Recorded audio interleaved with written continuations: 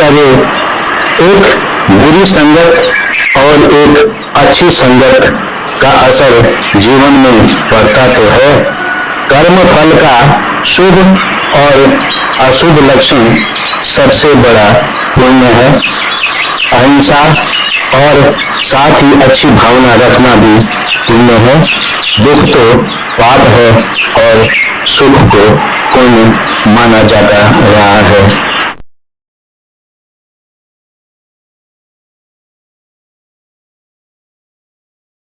की एक खास पद्धति का एक आधार स्तंभ है।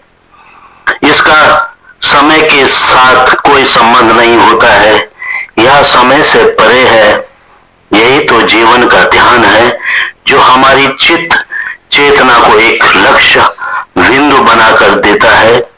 असल में समय का बोध न होना ही ध्यान की एक मुख्य क्रिया है।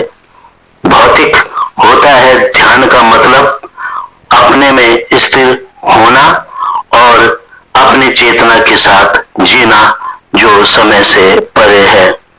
ध्यान का प्रयोग विभिन्न धार्मिक क्रियाओं के रूप में अनादिकाल से किया जाता रहा है।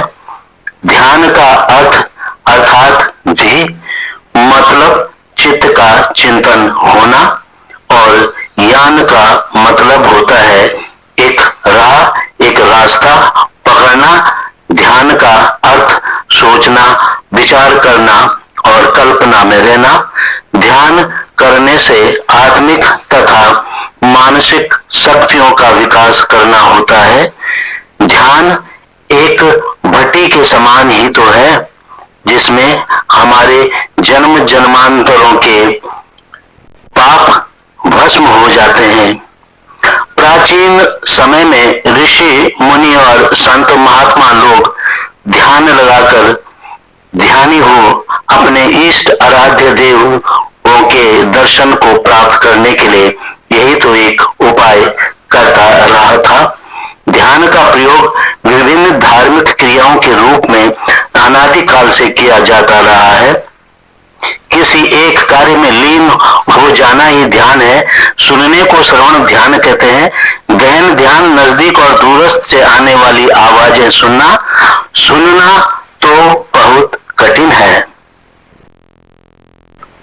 जिस वस्तु को चित्त में बांधा जाता है उसमें इस प्रकार से लगा दें कि बाहरी प्रभाव होने पर कभी आपका ध्यान नहीं भटके, उसे भी ध्यान कहते हैं। ध्यान को हटाने एवं उलझन को सुलझाने का नाम ही ध्यान है।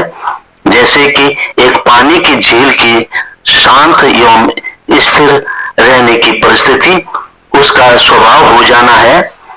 ध्यान में केवल आत्मज्ञान ही रह जाता है, बाकी सब ऐसी स्थिति में लुप्त हो सा जाता है।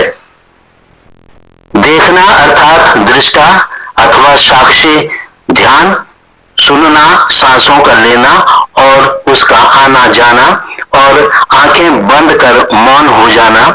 अपनी सोच पर ध्यान देना ही ध्यान होता है। योगियों का ध्यान सूरज के प्रकाश की तरह होता है। उसका धीरे धीरे उदय होना और अस्त होना, जिसकी जग में ब्रह्मांड की हर कल्पना पकड़ में आ जाती है। इसे दृष्टा भाव या साक्षी भाव में ठहर जाने की वास्तविक ध्यान कहते हैं। पहला दीर्घकालिक अभ्यास की शक्ति के उपयोग द्वारा आध्यात्मिक लक्ष्य की ओर प्रेरित होता है, जबकि लक्ष्य भौतिक होता है। ध्यान का मतलब ये भी है कि अपने में स्थिर हो जाना एवं अपनी चेतना के साथ जीना, जो समय से परे है। कुछ दिनों बाद सने सने से ध्यान के अंधकार में से ज्योति का प्रकाट्य होता है। पहले काली रंग, फिर पीला रंग, बाद में तो सफेद होती हुई नीला रंग होती जाती है। हमें अनंत सुख